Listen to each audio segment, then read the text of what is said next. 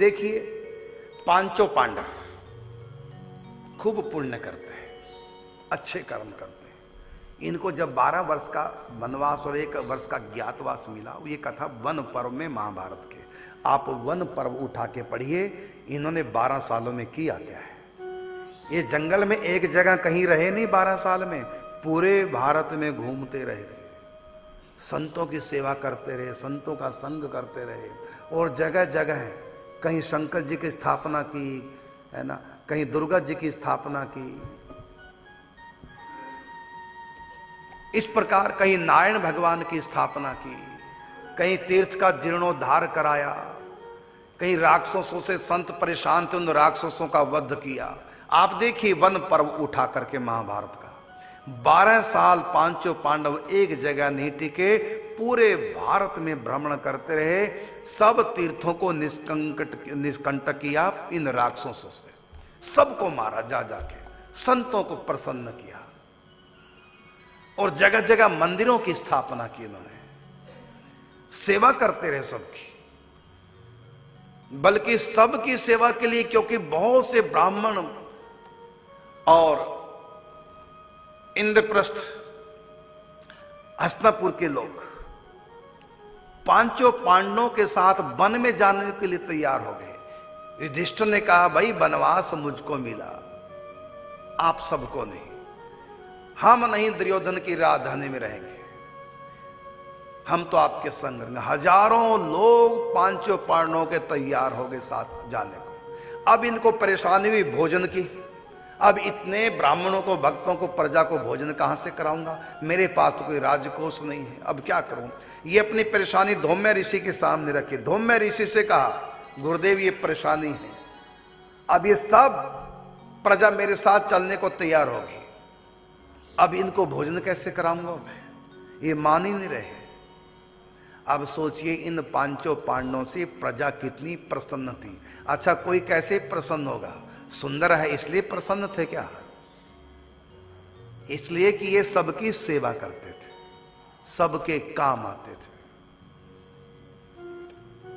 ये प्रजा के सेवक थे, सबकी सेवा करते। इनके पास इतना पुण्य इकट्ठा हो गया, सेवा करते हुए सबका आशीर्वाद लिया, तो सब इनके संग जाने को तैयार हो गए, दुर्योधन की राजधानी छोड़ने को तैयार हो गए। अंत में धौम्य ऋषि ने कहा, युधिष्ठिर परेशान मत हो, मैं तुमको एक उपाय बताता हूं, इन सब प्रजा की तुम भोजन से सेवा कर सकते हो, ऋषि मुनियों की, ब्राह्मणों की, सबकी भोजन से सेवा कर सकते हो। कैसे?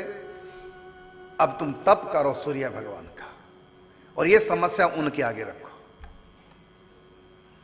तब युधिष्ठिर ने वन पर्व की कथा है, तप किया, सूर्य भगवान इनके सामने चतुर्भुज रूप में प्रकट हो गए, सौम्य रूप में प्रकट हो गए, वरदान मांगे। तो युधिष्ठिर ने अपनी समस्या रखी, ये संत ब्राह्मण प्रजाजन हजारों की संख्या में जो मेरे साथ साथ वन में आ गए हैं, इनके लिए भोजन की व्यवस्था मैं कैसे करूं, ये समस्या है।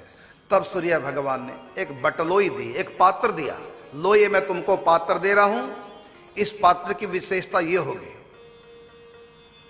इस पात्र में द्रौपदी जो भी भोजन बनाएगी वो भोजन अक्षय हो जाएगा।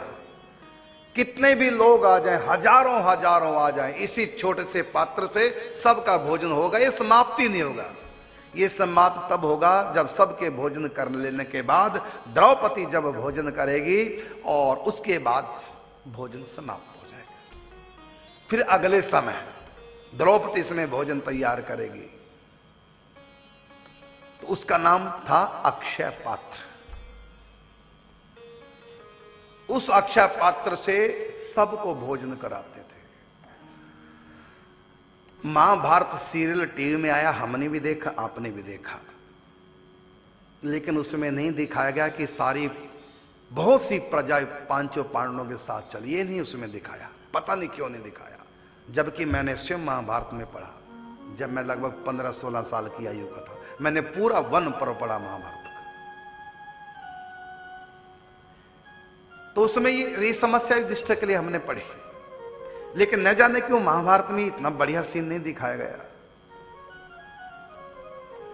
पांचों पांडवों ने अपने लिए वो अक्षय पात्र नहीं लिया था सूर्य से, उनकी तो व्यवस्था, थोड़ी व्यवस्था तो फल फूलों से हो जाती जंगल से, लेकिन इतनी प्रजा जो साथ आ गई थी उनकी सेवा नहीं हो पाती। फिर अक्षय पात्र सूर्य भगवान देते हैं। तो इतना इन्होंने पुण्य बटोरे, जब वन में थे तब भी सबको भोजन कराते थे। तो उनके पास इतने पुण्य थे, उन्हीं पुण्यों के प्रभाव से इन्होंने संतों को भी जान लिया और भगवान श्री कृष्ण को भी जान लिया। और इन्हीं का भाई दुर्योधन, उसके पास पुण्य नहीं थे, इसलिए ना वो संतों को जान पाया, संतों को मान पाया, संतों की मान पाया, और ना ही वो कृष्ण को जान पाया।